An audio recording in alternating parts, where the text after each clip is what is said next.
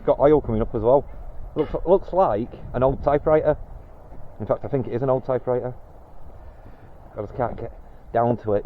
Please don't fall in. You got it? Typewriter. Oh, there's two bits of it. With the parts down there. Yeah. So No typewriter. looks like we've got one bit of a typewriter or maybe a printer. I'm thinking typewriter. Let's get the other bit out first, and then we'll come back. You got it? There we go.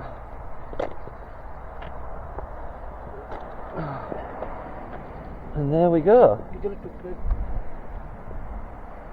Yup, yeah.